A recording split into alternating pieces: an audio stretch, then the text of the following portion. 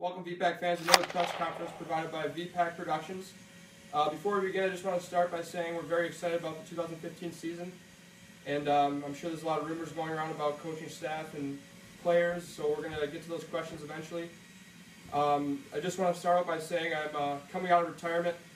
I'm going to be playing for the Veepak team this year. I'm going to be wearing number 73.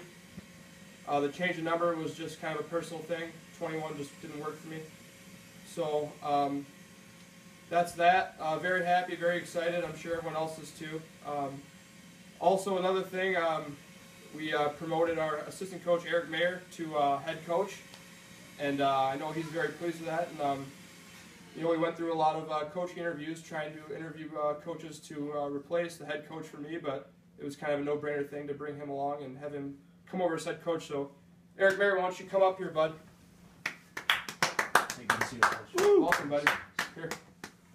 All right, let's get things started here. I just wanted to gather everyone here before the season in 3 days. Just touch base with media and let everyone have time for answering their questions. I also want to give our Twitter followers a chance to touch base with coaching staff and players. So be sure to tweet us at Veepak Hockey tonight throughout the press conference, and we'll answer your questions. All right, Coach. You faced some struggles in the past years you've been behind the bench. What's different about you and your team in this upcoming 2015 season? Well, I think this year we got experience on our side. We got a lot of returning players. We got some new faces, but I think experience and the fact that we've let ourselves down the last 3 seasons is really going to pay off in the end now. We got the hunger. We got a little humiliation. We haven't performed up to our standards, and I think that's really going to show off this year. So, we all know how elusive the Snowflake Cup is to capture. We know it's eluded you personally in years past. Talk about your tactics and expectations in order to capture it. Well, yeah, I came into this organization really putting the Snowflake as our main goal, and I take it upon my own shoulders that we haven't quite been able to lift that up yet. So. I've said it the last few seasons, and I'm going to stick to it again. I kind of stick by my guns, but I think this season we're going to be hosting the Snowflake Cup at the end of the season. And, I think this year the boys are finally going to buy into my system. I got bumped up from assistant coach. I got a little more power under my belt now this year that hopefully, as long as the boys buy into it, I think we got a really good chance at winning the Snowflake over here. A lot's been made about how talented of a squad you have, and obviously the last few years they've underperformed. So I guess my question is to you is, what are your coaching methods as being the head coach now, and what do you plan to do to motivate and keep these guys hungry to give yourself a chance to win every night? Yeah, I'm glad you asked that. A lot of my former players have said I'm more of a player's coach. I like to be all buddy-buddy with my guys, and there's been criticisms that I only play my favorites, but you know what? When it comes down to it, I play who wants to play, and at practice I've already been able to determine who wants to play, who wants to be a part of this winning team, and season starts in 3 days, and I only have 2 set lines so far. Everyone's out to play a position. I'm the only one here that is going to make the final calls, and no one's guaranteed anything. So if you're grinding it out for me, I'll play it. I'll play it like a dog. If you want it, you can play. We're going to have an up-tempo team this year, and we're going to try and outskate our opponents as much as possible. We're going to try and wind and grind, and we're going to play very defensive. So I hope the boys can get on board with that early because, it's really going to take advantage over at SIA this year. So, Coach Mayer, a lot of questions regarding your goaltending this season. What is your current stand on your situation? I don't think there's very much question about our goaltending situation this season. I'm going to put Andrew Teskey behind the pipes like I did all last year. I think he's a great goalie. I like his style. I like his work ethic. I think, if we put the team in front of him that we're going to this year, he's going to do just fine between the pipes. Also, how do you keep him mentally prepared and consistent this year? That's one key thing we're going to be working on this year for him. Last year he put a great game in the net, let up a few goals. Next game he gets lit up. So definitely going to try and keep him motivated, have team outings with the boys. I want the boys to bring him in.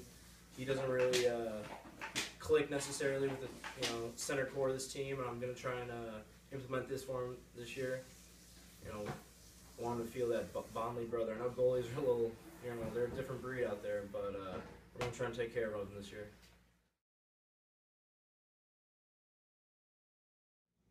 We have just received our first live tweet from Professor Powell, Eddie Powell. Eddie says, what young guns are looking to take a big step forward? What veterans are being phased out?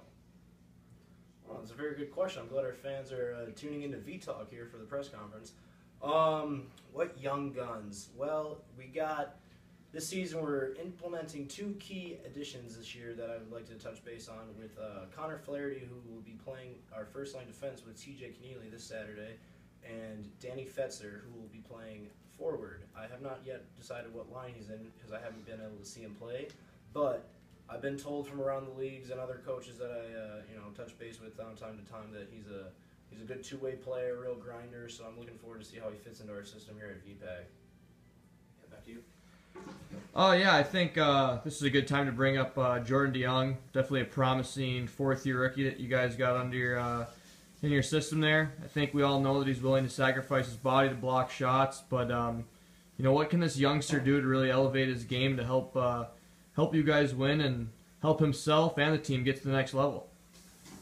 Yeah, me and GM Vanetti have had several sit-downs and talks about this player of ours. We don't really know what to do with him. Claims he can play at both ends. Wants to play forward, wants to play D. We even threw him in the net one game, believe it or not. He does show the skills to have it all as a complete player for VPAC, but he just hasn't been able to fully put it all together. One game he's got the legs but doesn't have the attitude. Next game he's got the attitude, but his legs aren't completely there. So I'm hoping he just really buys into my system. He's one of those players again that I'm really worried about. Change of management and everything, but hopefully, because I don't know what the future really holds for him. Like you said, 4th-year rookie. You don't see too many of those around here. So let's hope the kid can get it under his belt this year. Yes, Coach Mayer. I think this is something that's been on everyone's mind. Let's talk about Michael Desanchuk.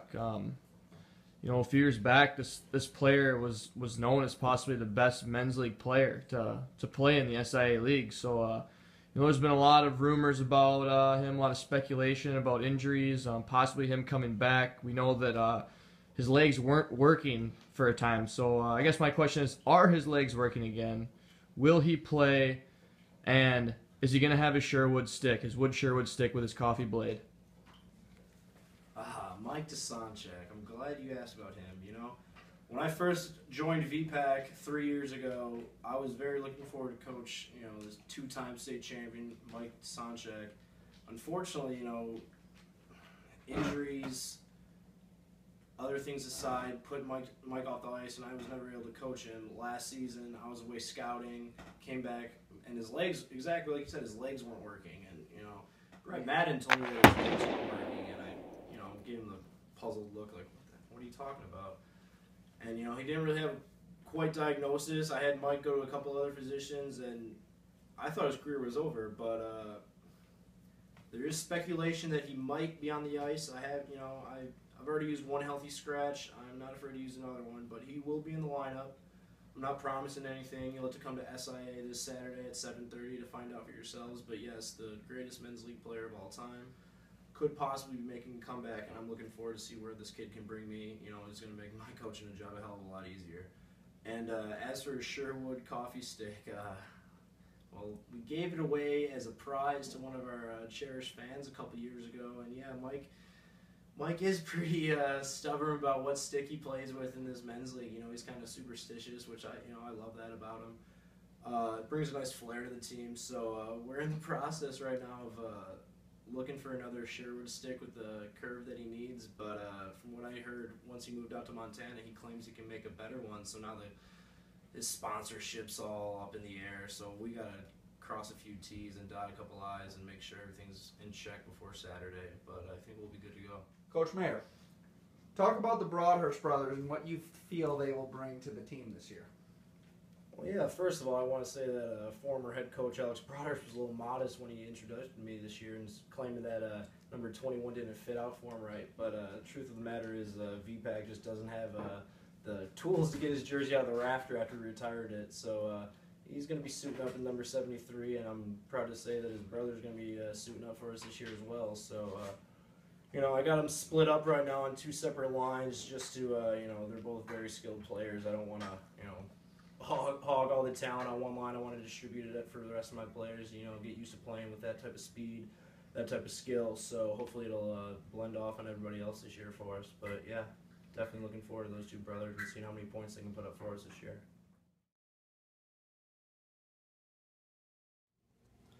All right, and we'll have our last live tweet of the night. At Bailey Sineni tweets, I know this is late, but I'm curious what your thoughts are on having Ice Girls, #VTalk. That's a good one, Bailey. Me and General Manager of Netty are currently discussing getting a possible 4 to 6 female team to help keep the crowd involved during the game during stoppage of ice and intermission. So be sure to send your resume to @Veepak Hockey, and we'll be sure to take a look at that. But yeah, I don't see why not. You'd probably fit in well with this organization. Is that all the questions we had for today? That's good, Coach. All right, we're good. Well, I just want to thank everybody for coming out. Like I said, I just want to touch base before the season starts this Saturday. So, with no further questions, I just, hope you guys follow us all season long. I hope you have faith in what I have planned for this organization, and only time will tell. Last year didn't end the way we wanted it to. We had a completely new group of guys playing in our playoff game because we had prior commitments, and the league didn't cooperate with us. I'll leave it at that. So this weekend we got our first game at 7:30, Sunday noon. So I'm not too happy with the turnaround time. Hopefully my boys, hopefully the legs are ready. But yeah, see you guys at SIA 7:30 Saturday. Thank you very much. Thanks, Coach.